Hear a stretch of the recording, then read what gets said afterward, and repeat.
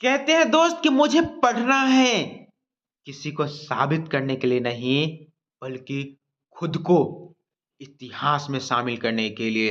दोस्त, इस वीडियो का 3 पार्ट्स होने वाले हैं। पहली पार्ट जो हम लोग जैसे रिवीजन करते हैं तो वैसे ही होगा, दूसरा बोनस ट्रिक्स और तीसरा रैपिड रिवीजन। तो वीडियो को लास्ट तक देखिएगा, बहुत ही मजा आने वाला है और रिवीजन का सबसे बड़ी झंझट आपके जिंदगी से खत्म होने वाला है। तो सबसे पहले सवाल है, सिंधु सभ्यता की तिथि का निर्धारण किस पद्धति के द्वारा किया गया था? क्या C14 था, C12, C11 या C1? हाँ, हो गए ना कंफ्यूज? तो देखिए, सबसे पहले C14 के द्वारा सिंधु सभ्यता का तिथि का निर्धारण किया गया था। इसी के द्वारा सर्वमान्य जो तिथि है वो 2400 BC से लेकर 1700 BC इसका तिथि का निर्धारण किया गया है। ये C14 की खोज अमेरिकी रसायन शास्त्री BF लीवी के द्वारा 1946 हमारी आजादी से 1 साल पहले किया गया था। नेक्स्ट सवाल कि सिंधु सभ्यता कैसी सभ्यता है? सिंधु सभ्यता त्रिभुजाकार सभ्यता है, सिंधु सभ्यता नगरीय सभ्यता है, त्रिभुज सिंधु सभ्यता कांस्य युगीन सभ्यता है और ये अर्ध ऐतिहासिक सभ्यता है। दोस्त, हम सभी जानते हैं कि इतिहास को 3 श्रेणी में बांटा गया है, एक प्रागैतिहासिक काल, एक अर्ध ऐतिहासिक काल और एक ऐतिहासिक काल। तो प्राग ऐतिहासिक काल उसे कहते हैं जिसमें लिपि का विकास नहीं हुआ था।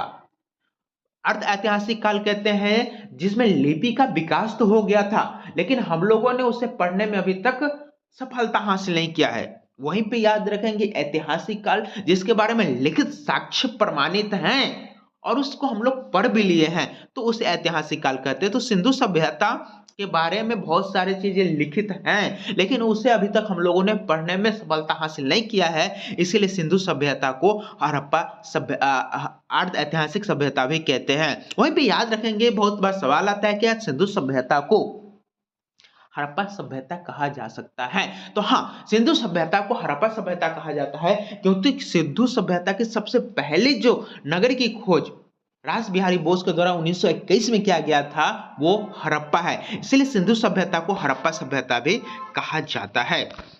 नेक्स्ट है, सिंधु सभ्यता की खोज कब हुआ था? अभी हम लोगों ने पढ़ा 1921 में रास बिहारी बोस के द्वारा जो हड़प्पा शहर की खोज किया गया था। वहीं पे 1922 में मोहनजोदड़ो शहर का राखलदास बनर्जी के द्वारा खोज किया गया। सर जॉर्ज मार्शल के द्वारा 1924 में सिंधु सभ्यता को आधिकारिक रूप से घोषणा किया गया कि क्या ऐसी सभ्यता मिली है। तो आधिकारिक रूप से घोषणा कब किया गया? 1924 में। सिंधु सभ्यता का विस्तार हम लोगों ने देख लेते हैं कि इसे त्रिभुजाकार क्यों कहते हैं। देखिए, इसका विस्तार यही है, यही आप देख रहे हैं ना, ये त्रिभुजाकार है ना। उत्तर में जम्मू कश्मीर के अखनूर मांडा के पास से, दक्षिण में महाराष्ट्र नर्मदा नदी के तट पर, और आलमगीर, उत्तर में आलमगीर जो कि मेरठ यूपी में पड़ता है, वहां से लेकर और दक्षिण में सुतकोटा बलूचिस्तान, यानी इसका पूरब से पश्चिम विस्तार है 1600 किलोमीटर और उत्तर से दक्षिण 1400 किलोमीटर विस्तार है। नेक्स्ट सवाल बढ़ते हैं कि निम्न में से सिंधु सभ्यता के कितने स्थल को नगर की संज्ञा दिया गया है? तो 6 शहर जो है उसे नगर की संज्ञा दिया गया है, जिसमें हड़प्पा, मोहनजोदड़ो, राखीगढ़ी, धौलावीरा, कालीबंगा और गढ़वालीवाला। सिंधु सभ्यता का बंदरगाह है लोथल और सुतकोटा, सिंधु सभ्यता का बंदरगाह है। कालीबंगा, कालीबंगा से जोते हुए खेत का प्रमाण मिला है, पकी हुई ईंट का प्रमाण मिला है। मोहनजोदड़ो से नर्तकी की कांस्य मूर्ति मिला है। मोहनजोदड़ो से ही एक सील पर 3 मुख वाले देवता पशुपतिनाथ की मूर्ति का प्रमाण मिला है, जिसके चारों ओर हाथी, गैंडा, भैंसा और चीता का विराजमान मिला है। वहीं पे आप याद रखेंगे कि हड़प्पा सभ्यता से, हड़प्पा जो सभ्यता है वहां से सबसे अधिक एक श्रृंगी पशु का अंकन मिलता है। यहाँ पर एक आयताकार मोहर में स्त्री के गर्भ से निकलता हुआ पौधा भी दिखाया गया है।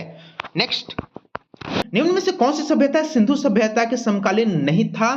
तो चीन की सभ्यता सिंधु सभ्यता के समकालीन नहीं था। वहीं पे मेसोपोटामिया जो सभ्यता है में मेलुहा शब्द का प्रयोग किया गया है, वो सिंधु सभ्यता के लिए ही प्रयोग किया गया है। तो मेसोपोटामिया, मिस्र और ग्रीक जो सभ्यता है वो सिंधु सभ्यता के समकालीन है।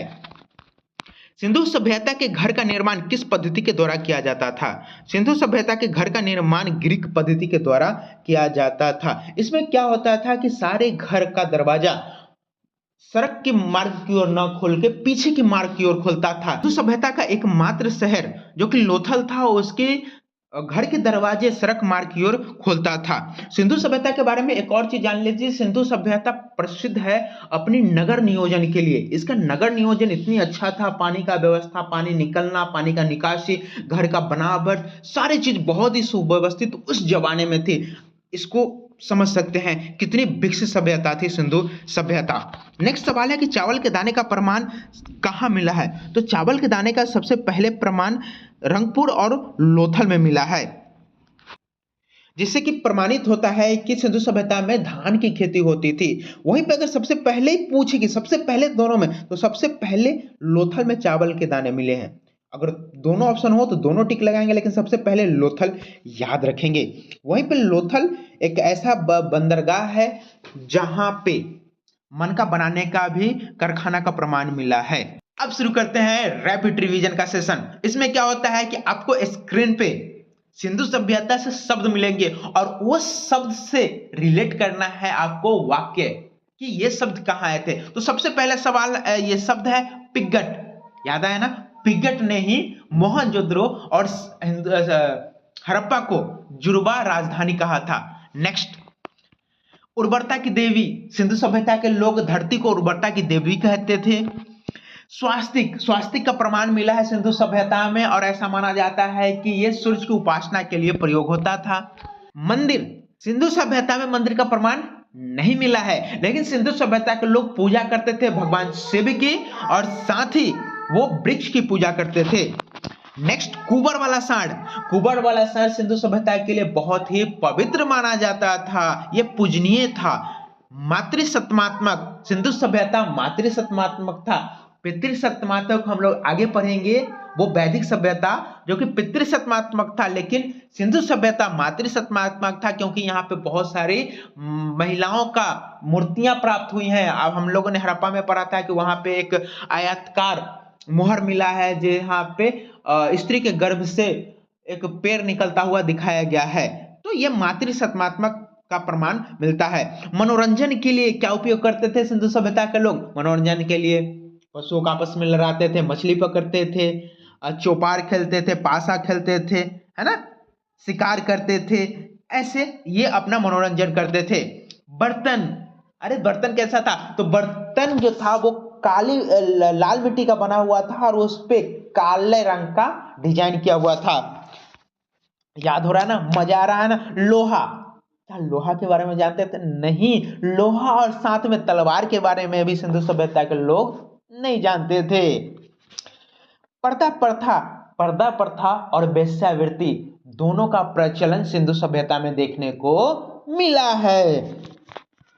दफनाया और जलाया, सबको दफनाया भी जाता था और जलाया भी जाता था।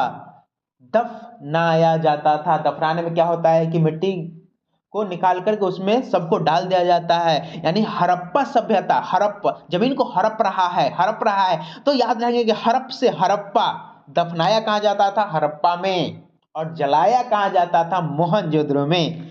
नेक्स्ट, जलाना, हमने देखा ना, मोहनजोदड़ो में जलाया जाता था। युग्म समाधि का भी प्रमाण मिला है। कहाँ? बताइए, फटाक से सोचिए, दिमाग पे प्रेशर डालिए, क्योंकि ये रैपिड रिवीजन आपके दिमाग पे प्रेशर डालने के लिए और आपको चीजों को दिमाग से निकालने के लिए ही लाया गया है। तो लोथल और कालीबंगा से युग्म समाधि का प्रमाण मिल रहा है, और यही लोथल और कालीबंगा से याद रखेंगे कि अग्निकुंड का भी प्रमाण मिला है। तौल की माप 16 अनुपात में था ना। नेक्स्ट, टेराकोटा, सुना लग रहा है ना? टेराकोटा, पकी हुई मिट्टी के ईंट को टेराकोटा कहा जाता था। सूती और ऊन के वस्त्र का भी लोग उपयोग करते थे। कौन? सिंधु सभ्यता के लोग। सोचिए कितनी पुरानी सभ्यता है, वहां पे सूती और ऊन का प्रयोग लोग क्या करते थे, कितना विकसित सभ्यता थे, शिव पूजा, वृक्ष पूजा क्या करते थे। इतनी मेहनत बस आपको रैपिड रिवीजन कराने के लिए, ताकि आप चीजों को भूल ना जाए, आपको रिकॉल होते रहे। इसको आप कैसे देखें, कभी कभी आप वीडियो के साउंड को कम कर दीजिए और सवाल जो आते हैं उसको फटाक फटाक आंसर देने का कोशिश करिए, आपका रिवीजन फटाक से होते रहेगा। वीडियो पसंद आएगा तो चैनल को सब्सक्राइब करके वीडियो को लाइक कर दीजिएगा, प्यारा सा कमेंट करके अपने दोस्तों के साथ शेयर भी कर दीजिएगा। Thank you so much.